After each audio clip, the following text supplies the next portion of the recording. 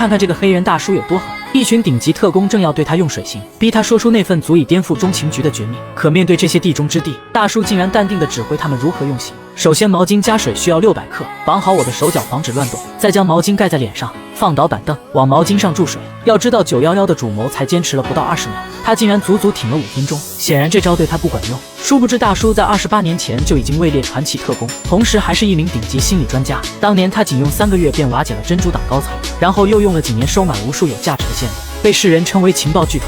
仅凭一己之力就改写了情报局审讯程序，可惜后来被怀疑泄露情报给摩萨德，导致老黑心灰意冷离开中情局。就是这样一位狠人，如今却因为一份档案遭到老东家追杀。为了搞清事态全貌，我们将时间线拉回到1天前，老黑上厕所时察觉到一丝杀意，于是用注射器将装有绝密的芯片植入皮肤。很快杀手就追了上来，他们却不知道自己面对的是祖师爷一样的高手，几个摆拳再加一记摸头杀，战斗瞬间结束。然而杀手不止这一个，对面的高楼还有数名狙击手。当一个黑漆漆的人影出现在街头，狙击手瞬间锁头扣下扳机，然后用一块糖骗小孩去确认目标。不出意外，这是老黑搞的障眼法。与此同时，老黑在一名情报局老友的带领下从后门离开，老友以性命担保，自己绝对没有透露老黑的任何行踪。很快，汽车失控被撞停在马路中央，老黑连忙下车混入人群。这里刚好有一伙游街民众，可杀手也紧随其后，在大批杀手的追击下，很快就暴露了行踪。老黑见状，直接开枪制造混乱，将杀手的包围圈冲开一个口子，然后借势逃之夭夭。可他实在小看对方要动他的决心，身后的杀手只是冰山一角，附近街区已经被敌人通通封锁，老黑被卡在中间，进退不得。这时他注意到街对面的领事馆，连忙选出众多护照中的一个，然后淡定地走到领事馆大门。杀手也不敢在这里轻举妄动，只能看着目标的身影消失。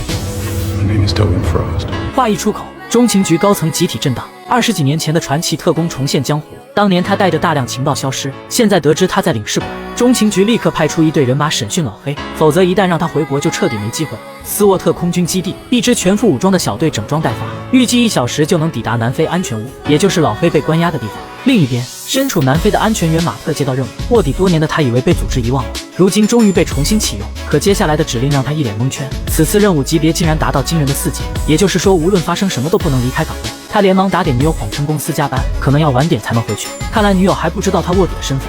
很快，特工小队抵达安全屋，在马特的授权下进入专属电梯，直到目标被摘下头套，他才认出这是特工界的传奇老黑。一众特工用尽手段也没能让老黑说出半个字，看来能被誉为特工界祖师爷真不是说着玩的。就在这时，安全屋外枪声四起，众人有些疑惑，竟然有人能找到这里。马特被安排看守老黑，其他人外出迎战。来人正是那伙追击老黑的杀手，对方的火力很猛，战术运用的相当娴熟，一众特工竟然丝毫不是对手，场面瞬间变成一边倒。随着房外枪声停止，马特输入密码打开房门，走廊里已经空无一人，只有特工小队的队长在地上不停蠕动。杀手走上前问他老黑在哪，队长犹豫一下便被一枪送走，转身对整栋大楼进行搜索。马特知道安全屋已经不再安全，于是连忙带着老黑撤退，随便从大街拦下一辆车逃之夭夭。杀手听到这边的动静追了上来，双方在大街上展开激烈角逐，可杀手人多势众，再这么下去跑空油箱也甩不掉。最后关头，马特灵机一动，朝路边的围挡冲了过去，果然置之死地而后生，顺利摆脱杀手围捕。经过一路逃亡，马特带着老黑来到一家旅馆落脚。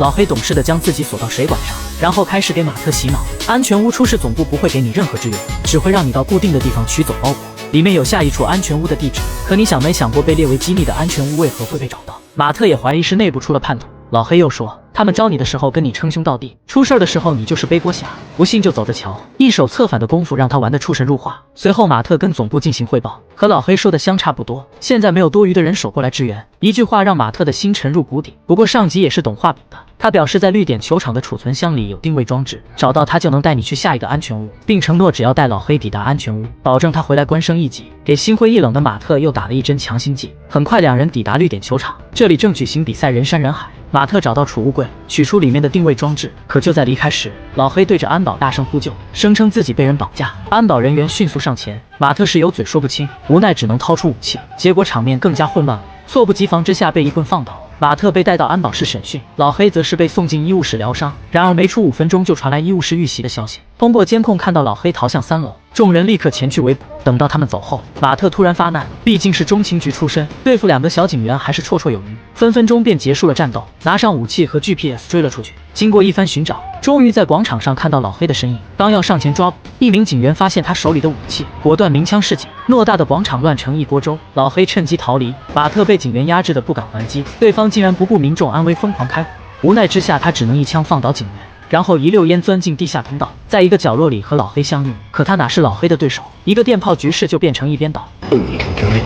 老黑只是淡然一笑，接着扣下扳机，留下一句我不杀菜鸟，便转身离开。侮辱性不大，伤害性却极强，但他并没有放弃，立刻将这里发生的事情上报总部，表示自己会将功赎罪。可上级却让他前往领事馆交接工作，就算是傻子都能听出来，他击伤警员还放跑了老黑，明显是让他回去背锅。挂断电话，2个高层吵了起来。金姐认为是马特搞砸了一切，大山却说金姐派去的小队不堪一击，这才导致任务失败。局长让他们别吵了，通通都给我去南非把老黑找出来。与此同时，老黑取出体内的档案芯片，这里是不能再留了。他剃掉头发，整理了胡须，恢复曾经干练的妆容，然后对着照相机美美的拍上一张。没错，他要办理假护照离开南非。另一边，马特刚要坐上回国的列车，只是排上突然闪过一个叫兰家镇的地方，脑海里的片段一闪而过。当时他带着老黑逃亡，看到兰家镇，老黑的脸上有明显的神色变化。他判断老黑的下一站必定是兰家镇，于是立刻来到就近的网咖，以特工身份登录中情局系统，查到兰家有一个著名的假证专家，他便猜到老黑想要出境，殊不知他的一举一动都被总部看在眼里。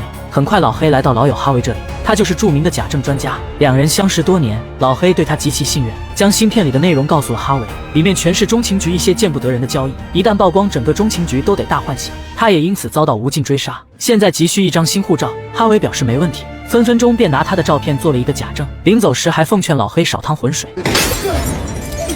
随着枪声响起，大批杀手将这里团团围住，可怜的哈维一家被团灭。老黑来不及心痛，转身要从房顶离开，然而刚出来就被杀手发现，一通扫射险些命中要害。这时赶来兰家的马特及时现身，出其不意之下放倒枪手，看见老黑逃跑的方向，他连忙驾车追赶。在马特的掩护下，老黑连忙跳下集装箱，在杀手的眼皮子底下逃之夭夭。躲过一劫的老黑满脸杀意，这群瓜娃子敢殃及他最好的朋友，他发誓要让对方付出血的代价。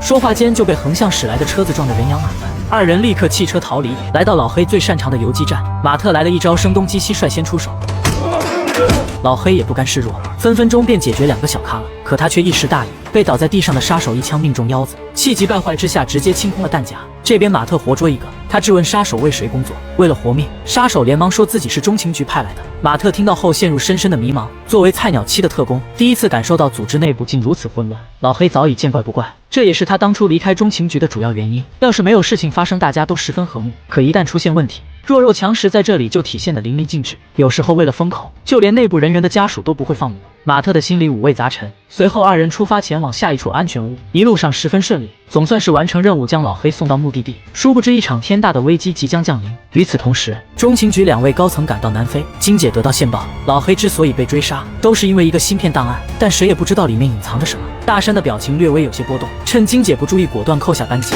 他竟然就是中情局里的叛徒，目的就是抢回老黑手里的档案，否则连同他在内很多高官都要出事。安全屋里，马特正和安全员探讨人生，对方却突然发难，2人在厨房里大打出手，抡圆了膀子就是干，硬生生的互相伤害。不过为了接下来的剧情发展，安全员只能一个不注意被马特锁住，当场送去领了盒饭。他用尽全力来到老黑房间，问他这一切事情的缘由。老黑也不再隐瞒，将芯片拿了出来，这里装着一份内部清单，记录所有高官的肮脏交易。为了不让芯片曝光，他也因此惹来无尽追杀。马特终于理解老黑的所作所为，原来是自己一直在助纣为虐，明白了一切，他只能眼睁睁看着老黑拿上芯片离开。不多时，大山赶到安全屋，得知老黑被他放走，安全员也被他做掉，心情不是太美丽，于是将其中的利害关系全盘托出。一旦芯片里的内容曝光，不仅仅是中情局，很多内阁高官都要垮台。为了让他将功补过，上级命令马特把安全员的死栽赃到老黑头上，再想办法取回芯片，否则你和你的家人都难逃一死。可就在这时，外面突然传来一声枪响，众人立刻被吸引了注意。只见一名特工躺在地上，便知道老黑还在附近。他们小心翼翼地排查房间，大山则是被外面的大火吸引，刚要上前查看，汽车突然爆炸，大山生死不明。这时老黑开始行动，仅剩的2名杀手完全不是对手，可以说现在中情局的套路都是他玩剩下的，屠杀都被他搞成了艺术，举止投足间尽显优雅。原来老黑留下他并不是让他等死，而是让他看清这些人的真面目。马特的能力不足，但品性却是难能可贵。老黑有心结交，刚要带他走，不料没有死透的老白抬手就是一枪，剧情再次发生反转。眼看上级还要上前补刀，马特果断一枪将他送走。在大是大非面前，他还是有分寸的。不过老黑被命中要害，知道自己命不久矣，于是拿出芯片交给马特。